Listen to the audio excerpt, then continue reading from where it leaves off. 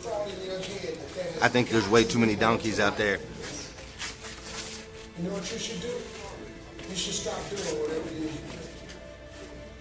You will become exceptional the moment you make an exceptional decision. The only thing that changes your life is making a decision. You have to be so clear in your mind exactly what you want to do and what you want to achieve. And for me, it doesn't work without it.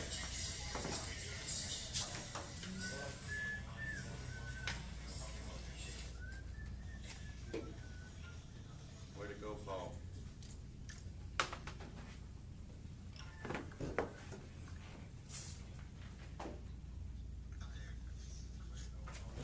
Okay, good morning. Morning. How's everybody doing?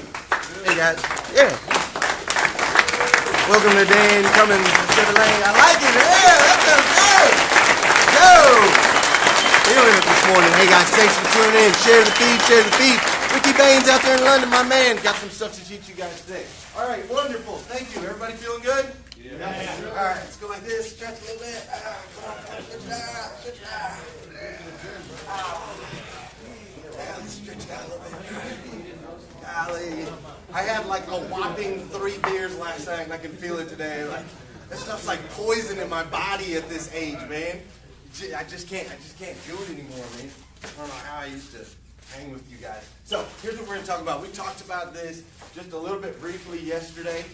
Some of you guys that were up there at the desk, but I wanted to dive more into it a little bit today. So as you can see, donkey versus thoroughbred. The name of today's meeting is Don't Be an Ass. Okay? And I know I don't cuss on here, and so I don't mean ass like, I mean don't be a donkey, right? A jackass, right? I can say that because that's where we're at. So, donkeys versus thoroughbreds. We're going to dig into this just a little bit today. Hopefully this is going to work. My slider pointer thingy. There we go. Okay, basically you got a donkey, you got a thoroughbred, right? At their foundation, they're basically the same. They both got 4 legs, right? They eat like the same stuff, right? Like they eat like hay and whatever. I don't know. I'm not from here. You guys probably know a little bit more about this than I do.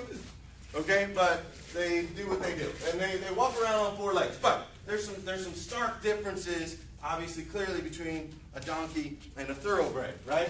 Donkeys typically smaller, some would maybe say weaker. And what do we use these guys for? Work. They just work. They just work, right?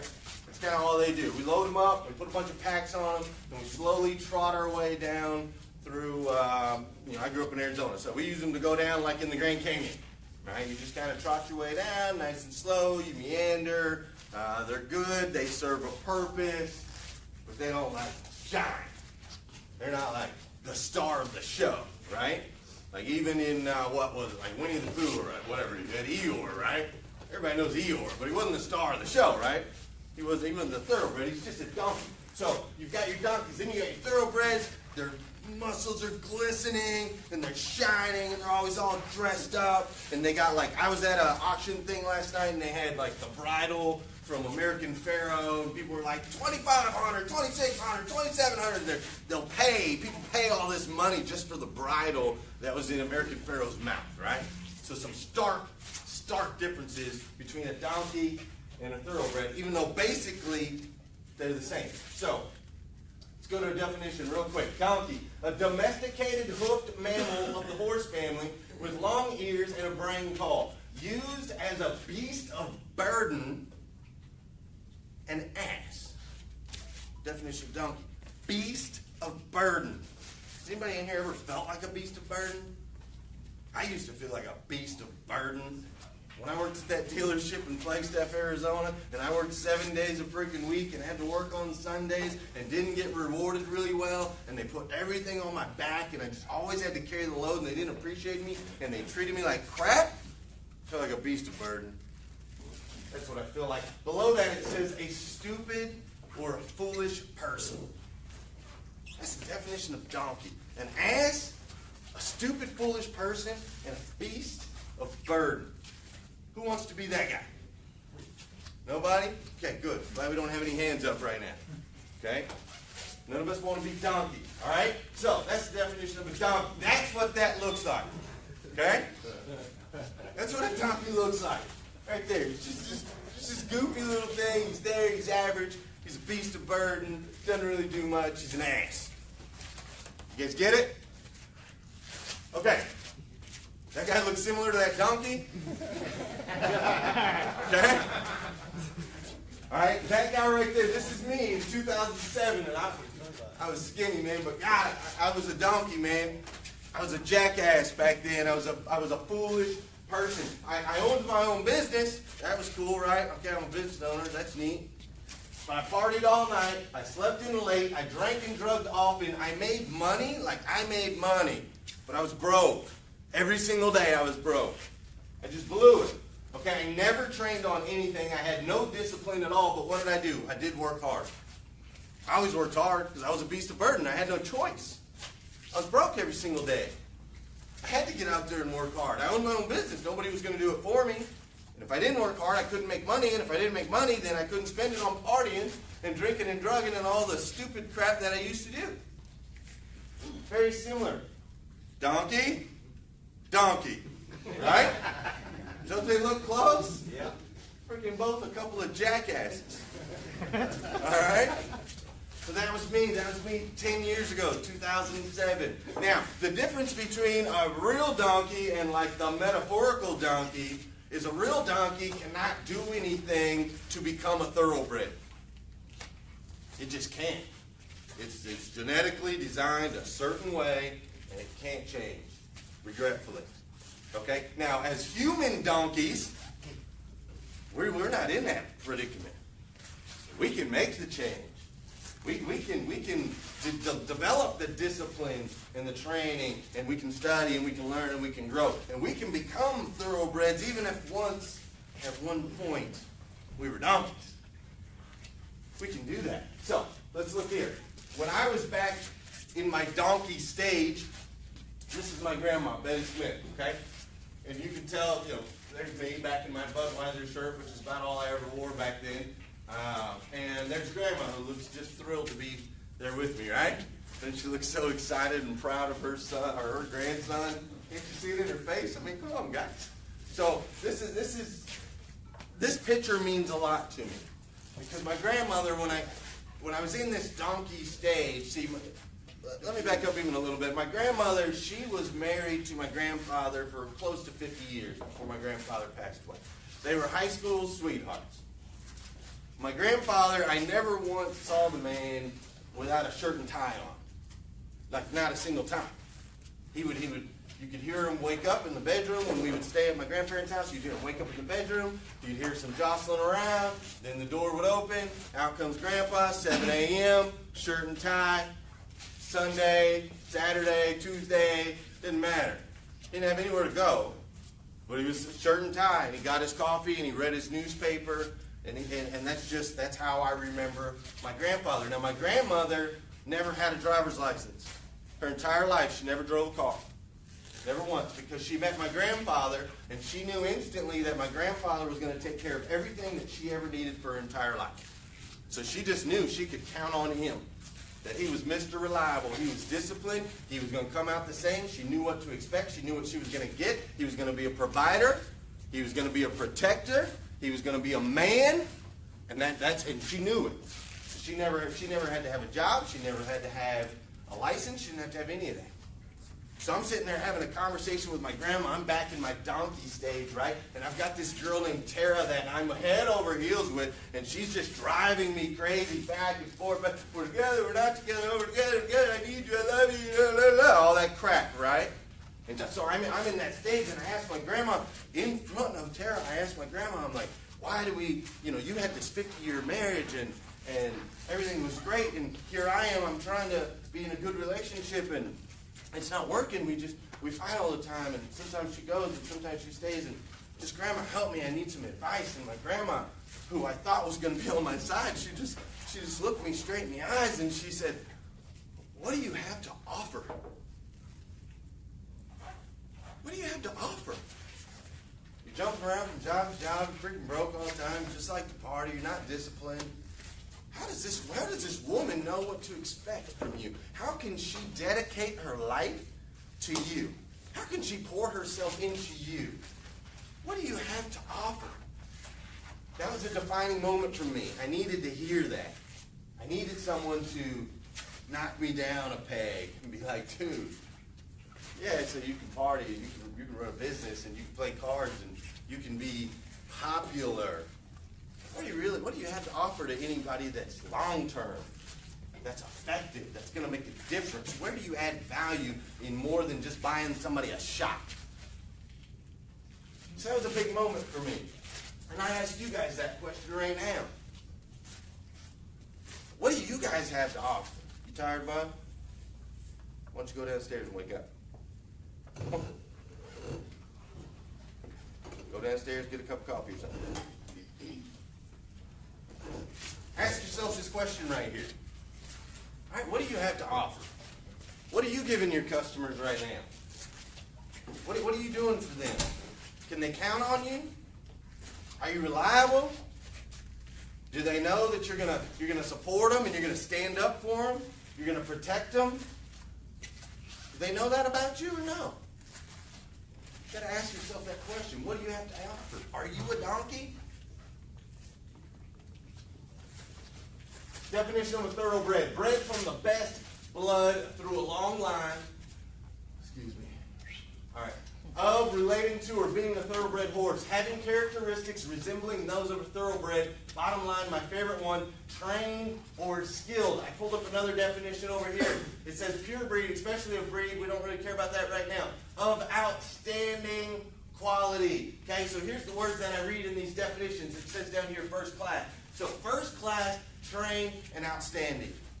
Those are the words that stand out to me. Okay, a thoroughbred is first class. What does that look like? What do you think about when you think first class? You think luxury, right? You think nice. Is first class worth more than second class? Yeah? Do people pay more for first class than second class? When you walk by the people in first class on the airport, you like, and you go climb in your seat, you know. You go sit in between the 350-pound guy and the 420-pound guy. You're like, I hope he doesn't fart. Right? Okay, so first class, there's value to first class. We all see and understand the value in first class. Trained, they train every day. Every single day, even if it's just a little bit. They train every single day. They say it takes 10,000 hours, okay, to become an expert in anything. They've done this massive study on all these pro athletes and all these people and, you know, Steve Jobs and all these guys, and they're like, at what point do you really become an elite athlete or an elite person in your field? And they say it takes 10,000 hours. Okay? It's a lot of freaking hours, right? So you got to do it just every day. Like, I can't do 10,000 hours this week. It's impossible. I got to do it every day. Like my daughter, I've got her golfing right now at 7. She started at 5, and I've got her swinging just a little bit every day, even if it's just 5 swings a day, 10 swings a day, 30 swings a day. I just got her swinging every single day because she's only 5. She's got time to put in 10,000 hours, right? She's got time to do that, and maybe she'll be able to do something. She loves the game. I don't know. But here in this industry, in our business, I don't know how much time we got. I don't know if we got another 10,000 hours. No one knows. So we got to make sure we're training like every day, every day, every day, every day, every day. We got to train a little bit and just get a little bit better every single day. It doesn't have to be hard. You don't have to train for 2 hours. You don't have to train for 6 hours. Train for 5-10 minutes. Pay attention to it. Focus on it. Take your phone out, turn off your notifications, and turn on your Grant Cardone.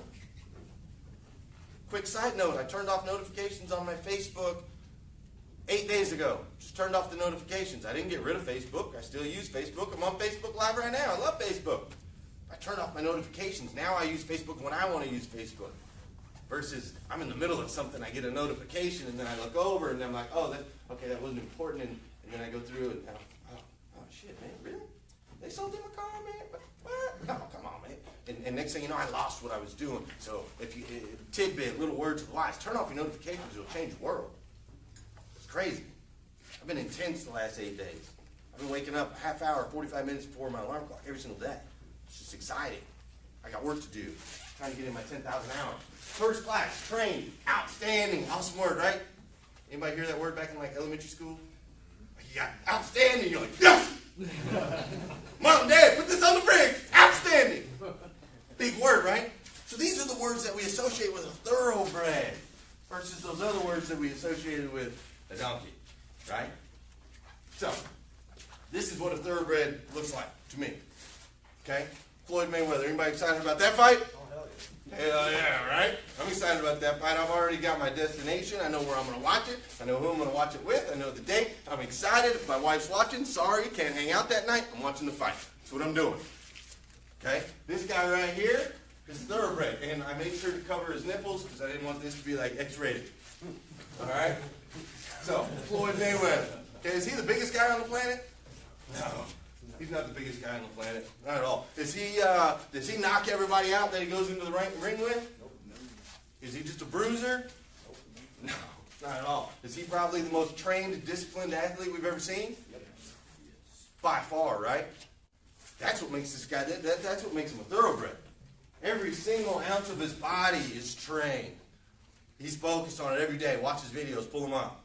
The guy just trains. That's what he does. He trains a little bit every day, every day, every day, every day, every day. How many times a year does he fight? Maybe one. Maybe. But how many days a year does he train? 365. 365. He's constantly training every single day. So when he gets into the ring, guess what? It's natural. It's just instinct. He doesn't even have to think. The mind just goes away. He's in the ring. Boom. I did this yesterday. I did this the day before yesterday. I did this last week. I did this last month. I did this last year. I did this 2 years ago. I did this 5 years ago. He doesn't even have to think. He just goes in and performs. That's what thoroughbreds do. What about this guy? Thoroughbred? Oh, yeah. Everybody's like, yeah. This guy's a thoroughbred. Okay? This guy's intense. He trains every day. He works on his body. He makes sure it's tight. He knows his technique. He knows his skills. He knows everything. Is he going to get his ass kicked? Yes. Okay, we know that. He can't use his feet. All right? Floyd's going to kick his ass. I think, my personal opinion. If I'm wrong, I'm wrong publicly. But this guy's a champion. He's outstanding. He's first class. He's done things in his industry, in his field, and in his trade that no one else has done, that no one else does, and simply because he trains every single day like a thoroughbred. He's ready to perform every single day like a thoroughbred. Right? So then I looked it up. Okay, so donkeys work, they work hard, and they make money, right? Donkeys make money, make average money. I used to make money, I used to make, money. I made some average money. So donkeys make money, no doubt about it. Thoroughbreds, they get paid. They get paid. Okay, read it right there. According to Keith, Mayweather is expected to make at least $100 million, but his take could balloon to 4 times that much if the event hits all of its monetary metrics. McGregor will make at least $75 million, which is 5 times as much as he's made from any UFC event. What happened to him in his last UFC event? He lost, right? How does a guy that lost get paid $75 million to fight again? Because he trains. He's a thoroughbred. He adds value. We want to watch him. We want to see him fight. Mayweather trains. He's a thoroughbred. He's disciplined. We want to watch him. We want to see him fight. I don't even know how much the fight's going to cost, but we're going to get it. Is it $149? Done.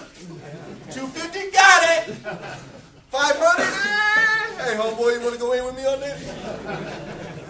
Well, we're going to get it. We're going to pay. And these guys are going to get paid because they put in the work. Every day. Just a little bit. Every day. Just a little bit. They're thoroughbreds, man. They're thoroughbreds. Bloodline. Another part of what makes a thoroughbred, of course, is the bloodline. And I really want to touch on this a little bit. This is Secretariat's bloodline over here, okay? When a horse, a thoroughbred, performs, right? This is for my Kentucky people. For those of you not from Kentucky, you might not get this as much, but a horse performs, it does well, it wins a lot of races, right? Then what happens to it in retirement? Where's it go? Right? Goes to the stud farm, right? So it goes to the stud farm, and it gets taken care of, and it lives its life reproducing, right? Is that a good word? Okay, so that's where the thoroughbred goes. Now, people come over, and they pay for the pedigree, right? Like all these, horse people, these guys that fire these horses and stuff, they'll pay. They'll be like, hey, that's Secretariat's, second cousin from the third side or whatever, so I'll pay you this much money, you stud my horse, because we understand in Kentucky more than anything, we understand how important the bloodline is, right? The bloodline is what makes kind of the pedigree, where you come from matters in the horse industry. Reason I really want to touch on this a little bit, hold on, screw that slide. Look at this guy right here. Anybody know that guy? Okay, this is Josh Mitchell. As we all know, Mr. Josh Mitchell is leaving us. Okay, Josh Mitchell's going to Huntington Beach, California.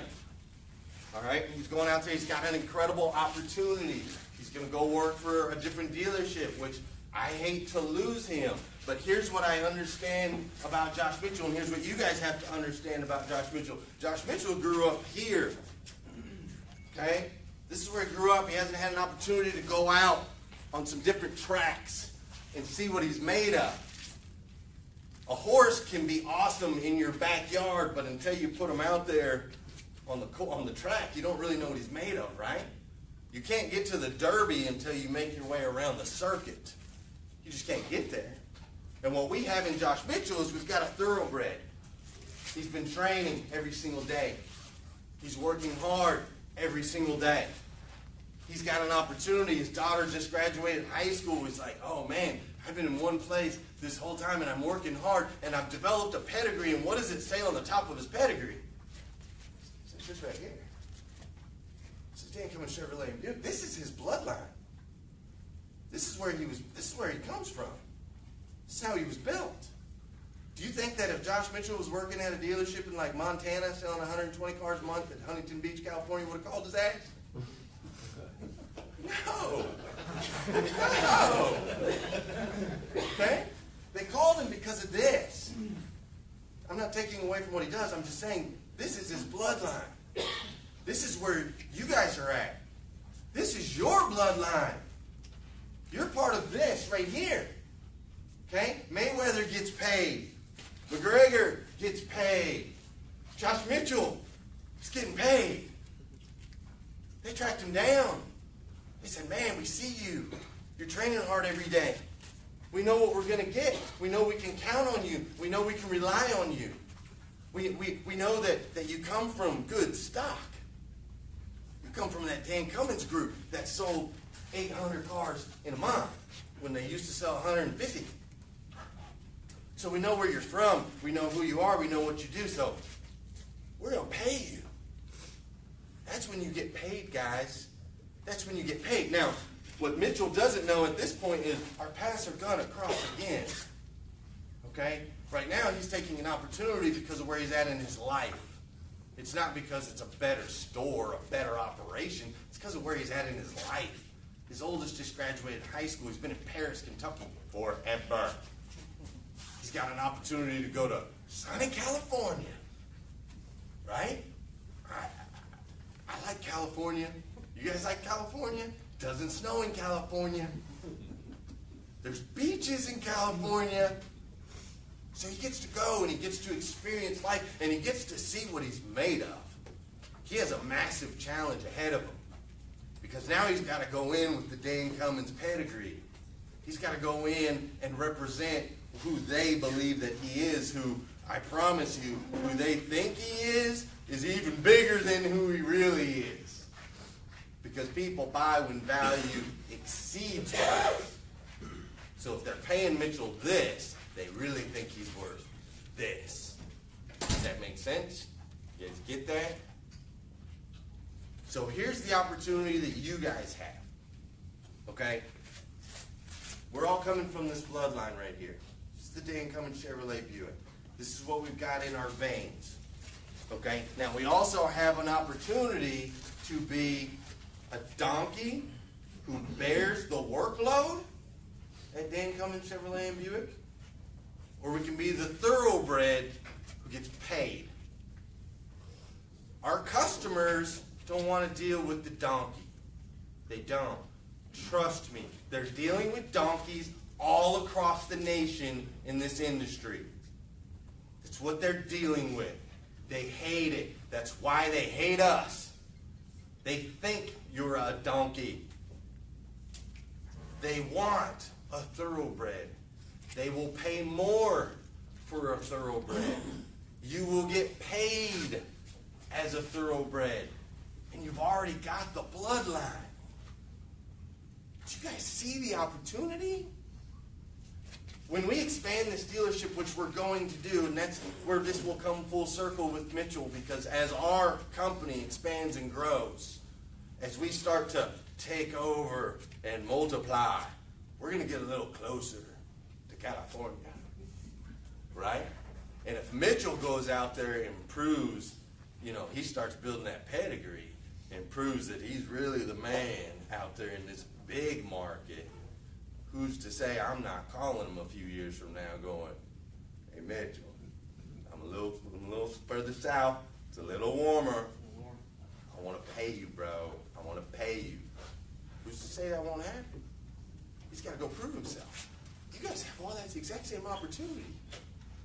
When we expand and open more stores, do you think I'm going to go, okay, I need to promote somebody, let's see, there's that guy he's only late sometimes.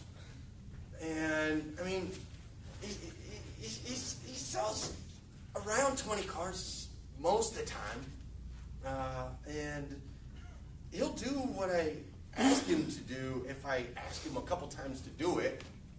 And his customers kind of like him. You think that's the guy getting promoted? You think that's the guy I'm going to grab and take with me to the next store and to the next level as we keep going?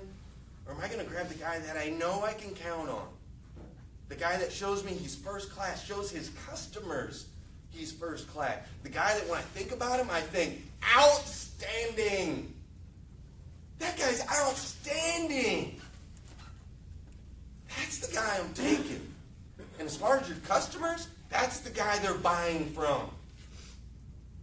They want the guy that's outstanding, that's trained every day, that is a thoroughbred. Are you a donkey? Are you a thoroughbred? I personally am on a mission to eradicate the negative stigmas associated with the car business. I'm going to do this by making sure all of my customers feel special, feel important, feel like they're the only one. I will offer an experience that exceeds my customers' expectations today, tomorrow, and in the future. I will not just sell cars here at Dan Cummins. I will create fans. Let's have a big weekend. You a thoroughbred or a donkey? We're thoroughbreds, baby. Love you guys.